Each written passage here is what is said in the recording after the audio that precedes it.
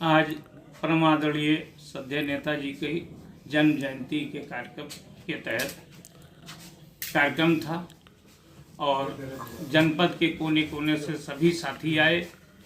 माननीय नेताजी को याद करके फूल माला अर्पण किया और उनके विचारों से लैस होकर हमारा पूरा संगठन, सभी नेतागण मिशन 24 में समाजवादी पार्टी को मजबूत करेंगे।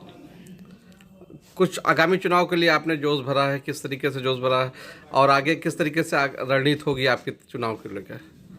मिशन 24 के तहत हम जब से जिलाध्यक्ष बने हैं, हमें जिम्मेदारी मिली है अपने राष्ट्रीय अध्यक्ष के हाथों को मजबूत करने का संकल्प लेकर चल रहे हैं।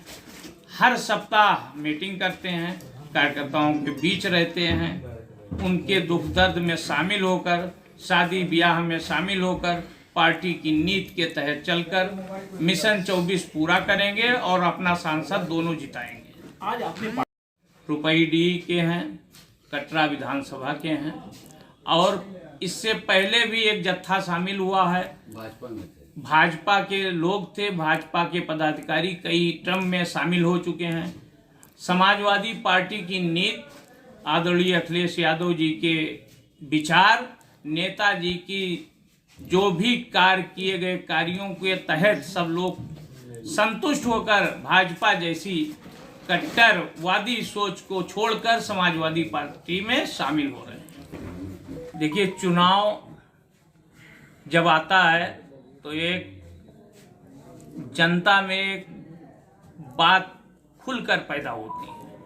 आज समाजवादी पार्टी के लिए जन जन में एक विश्वास जग गया है कि समाजवादी पार्टी ही इस देश में प्यार और विश्वास देकर हम लोगों को अमन और चैन की नींद सोने देगी। समाजवादी पार्टी ने हमेशा विकास किया है और हम सबको एक धागे में गूंथकर, एक धागे में बांधकर सबका विकास, सबका सम्मान, सबके साथ चलने का काम किया है।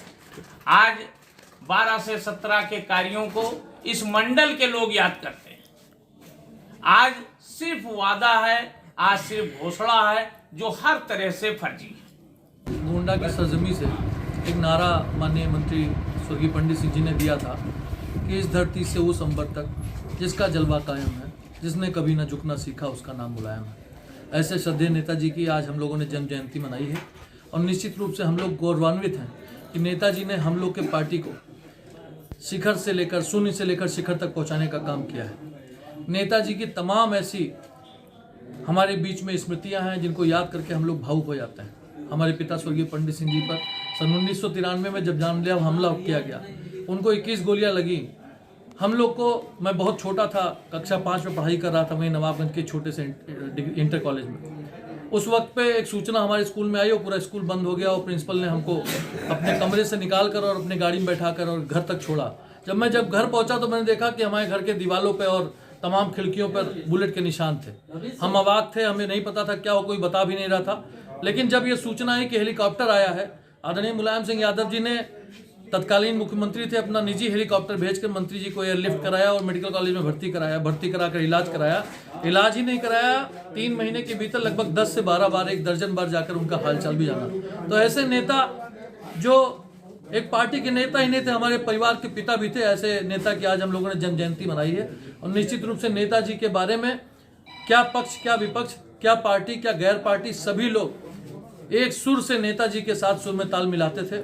और इसी कारण से जब उनकी अंतिम संस्कार हुआ उस वक्त भी और उसके बाद 13वीं तक के कार्यक्रम में किसी भी पार्टी या किसी भी वर्ग विशेष के या किसी भी क्षेत्र के लोगों ने ऐसा नहीं सोचा होगा कि नेताजी किसी पार्टी के नेता थे। सब ने अपने परिवार का मुखिया मानकर उनके घर पर पहुंचकर उनको श्रद्धांजलि देने का काम किया।